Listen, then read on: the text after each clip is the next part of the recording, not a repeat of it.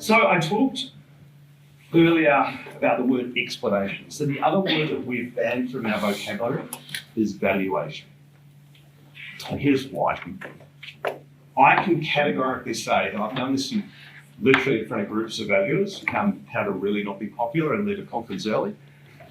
And I've said all valuations are wrong in the work that we do, especially when it comes to what else for most of the businesses. So clear. Unless you've got a corner convenience store, in which case it's probably pretty accurate. But if you're genuinely special or different, I can tell you your valuation's wrong. The good news is, it's almost certainly too low. And here's why. Like when you sit on a chair, you don't tend to look at the legs, unless you've gone with that classic boardroom chair that always sings. Everyone has one of them. And that's because the first leg that's normally missing in a valuation, well, not normally, it nearly always is missing, is of course the intrinsic assets. Okay, if you don't know what the intrinsic assets are of your business, then that's what's driving your future cash flow, which means you can't talk about future cash flow. E.g., my business is going to do the classic hockey stick. Now, if it can, you've got to explain why. People won't just pay you for that. And that comes back to context. Remember I said before, your business is always worth more in big hands than small hands. And you'll see some examples shortly.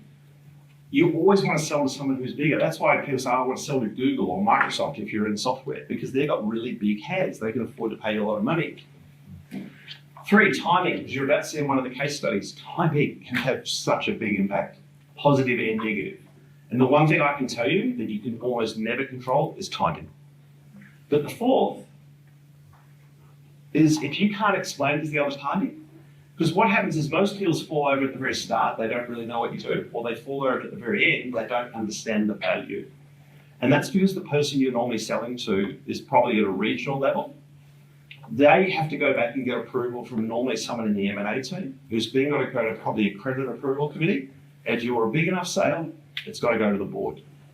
It will fall over at any one of those moments. And so the simpler you make it for the other person to understand, because you don't know how smart they might be, and sometimes the smartest people, unfortunately, don't ask the right question, that deal will fall over.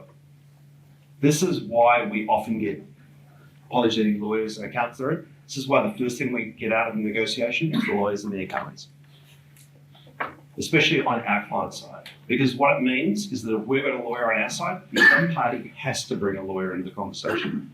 It changes the conversation from a commercial deal to often a legal deal. You don't want to be in that. So I mentioned before who wants to be a $24 billion company.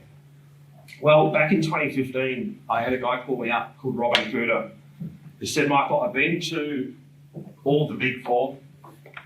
They've all told me to go get a job, I'm uninvestable. He met a law firm who said, hey, bring this guy, he seems to understand stuff. So the first thing I said to Robin is, what do you do? He said, I've come up with a way to run a computer data center at half the operating cost of everyone else. He just answered my first 3 questions. He's told me what he does, who his customers are, and how he's going to generate a better return on capital. He's got a 50% margin advantage, which, by the way, in data centers, 1% wins your bid.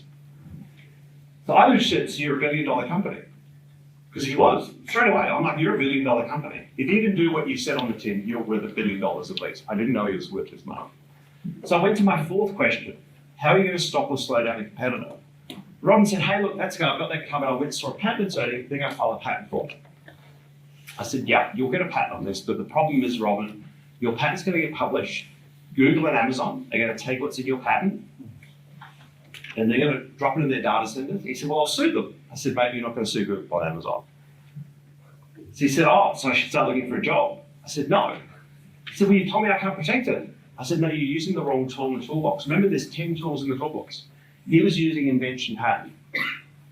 What he had to use was trade secret. Keep it a secret so that no one knows what's going on. It's on a need-to-know basis.